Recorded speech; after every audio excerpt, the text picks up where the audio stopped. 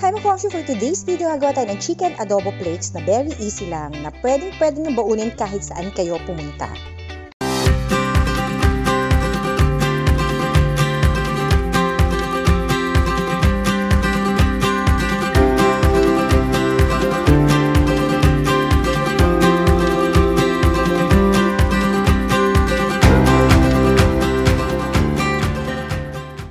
So, ito na yung half kilo na chicken breast na binili ko and nalaga ko na siya sa konting asin, paminta at saka laurel para medyo mabango na siya. So, nahimay ko na siya and then the next na natin gagawin dito ay igigisa na natin. So, medyo marami-rami ang mantika na gagamitin natin than the usual. So, nagtatad lang ako ng maraming bawang. Pwede nyo rin lagyan siya ng sibuyas, pero ako bawang na lang din yung ginamit ko para mas garlicky yung flavor niya.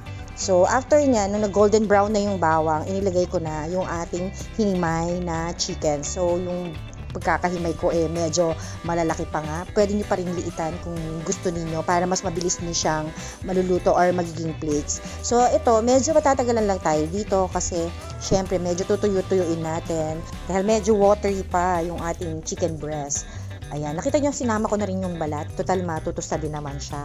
So, ganyan. Then, after nyan, at saka natin siya, pwede na natin siyang tiplahan para habang natutuyo siya or magpi-flakes, ay may lasa na siya. So, ito, nilagyan ko lang siya ng toyo.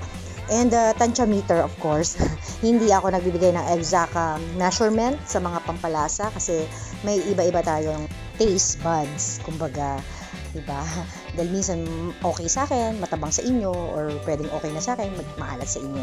So, yun. Kaya, depende sa inyo kung anong lasa or papalasa ang ginagamit nyo din also. And then, after nung toyo, kung okay na sa inyo yung toyo, and kung gusto nyo pang darker, then add soy sauce lang. Pero kung okay na, and that's it na. And then, nilagyan ko na din siya ng suka. So, syempre, ayun, tansya meter again. Depende rin uli sa atin kung ano ang gusto nyo. Pero yun, tinatansya ko lang talaga kung okay na. So medyo struggle lang sa pagtitimpla or pag-ano ng lasa niya. Kaya nilagyan ko muna ng konting tubig. Then titimplahan ko doon. Pagka okay na yung lasa at saka ko patutuyuin ng ganyan. Ayan, konting-konti lang naman na water yan. Tsaka natin ipapadry dyan yung ating adobo flakes. And then para mas malasang-malasa siya at yung kulay niya, kasi tingnan nyo parang medyo pale pa yung color. Nagdagdag ako ng konting oyster sauce. Bali, oyster sauce yung ating pampalasa. At the same time, makakadagdag na rin siya ng kulay nung ating chicken. Kailangan nating mahalong maigi lang. And then, tikman nyo na rin. Baka kulang din sa lasa. Syempre, para mas maganda, okay na yung timpla niya bago natin patuyuin. Para dire-diretso ang pagpapatuyo ng ating chicken adobo flake. So, medyo matagal-tagal lang. Kaya, tatakpan muna natin and hayaan muna natin dito ng ilang minutes. So, eto na. Dry na siya. Diba? Madikit na. Pwede nyong dagdagan ng mantika pa, ng oil pa yan. Kasi yung itong ibabaw, hindi pa siya ganun ka-dry. Siyempre yung sa ilalim lang kasi yung unang matutusta. So hayaan muna natin siya dito na maluto. Ayan, nakita niyo yung kawali ko. Dry na. Pwede niyo rin dagdagan ng oil para mas mabilis din siyang crispy. Ayan. And dahil babaunin namin siya at bala kong gawin ay ibalot sa dahon ng saging. So mag-scramble lang ako ng egg para kasama natin na itatoppings. So ano siya, adobo flakes, tapos itong egg at saka a little bit ng gulay kasi may naiwan pa rin ako dyan na toge. So iro-roll ko lang tong itlog. Yan. Ganyan. Para hihiwain ko ng maninipis after. Then, mabilis natin siyang mahihiwa. So, ito na. Di ba, yung isa ko ano itsura ng isa. So, ganyan lang siya kaninipis. Instead na tagi-isang pirasong itlog, di ba?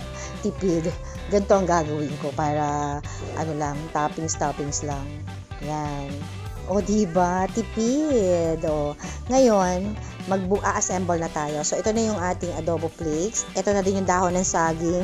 May talim kayong mga saging doon. Kaya, mapakinabangan natin ng ating dahon. At, di ba, may bunga. Ipinrito ko din. Lalagay din natin yan. So, mag-assemble na tayo dahil tamang-tama, bagong luto itong kanin. Di ba, napakainit pa. Umuusok-usok pa. Sakto sa pagbalot natin. Ayan, tansyahin lang natin kung gaano karami yung gusto natin na kanin. Pero syempre, hindi natin masyadong dadamihan dahil mahirapan tayo magbalot. So, ayan na siya. Lalagay ko lang sa ibabaw yung adobo flakes and super masarap siya. Malasang-malasa siya. Napakasimple lang ng pagkakaluto at pagtitimpla, di ba? Pero masarap. Tapos lalagyan na natin ng egg. O, di ba? Nakatipid tayo sa egg. Hindi na siya buong itlog. Ganyan lang. And ilan lang naman kasi yung gagawin ko din ito. So, ayan na siya. O, tapos lagyan natin ng saging. O, that's it. Nakagawa na tayo ng isang balot. And ilan lang naman yung babalutin ko. Ayan. Itong saging, para hindi rin pala masira, kailangan i-ano nyo muna sa apoy, idarang nyo muna para hindi agad siya mapunit. So, ayan, napakadali lang niyang balutin. Wait. Medyo hindi ko yata totally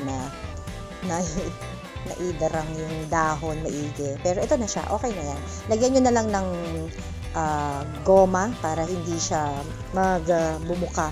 So, ito pangalawa na yung gagawin natin. Ganyan, ang sarap, ang bango-bango. Diba? Ito, pag ganito yung baon mo, diba? Tipid sa space.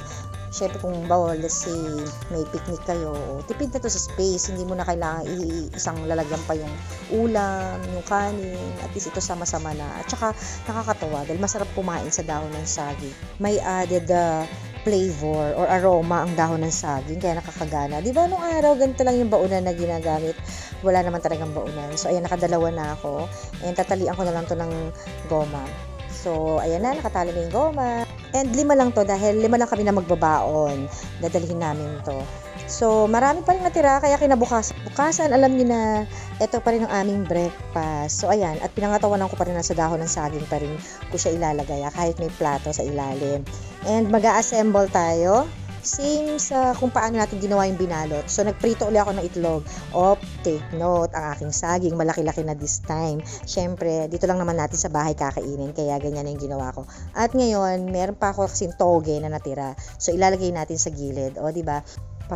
Design kunwari tayo. Diba? May presentation pa, ang inday. So, ayan siya.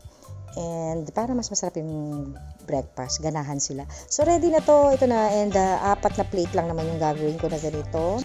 So, eto na. Ayan na lahat yung ating nagawa. And ready na tayo mag-breakfast. O, diba? Nakakagana. Kala mo naman kumain ka sa labas. Diba? Parang in-order lang. Pero tayo lang ang gumawa. So, ayan siya. Kung gusto niyo mas crispy pa yung adobo flakes nyo, okay din, pwede rin yung gawin nun. Depende nga din sa inyo. So, mas masarap siya kung sasamahan natin ng kape. Siyempre naman, kailangan may kape dahil special ang ating breakfast for today. So, yun lang. Kain na tayo. Take a breath, it's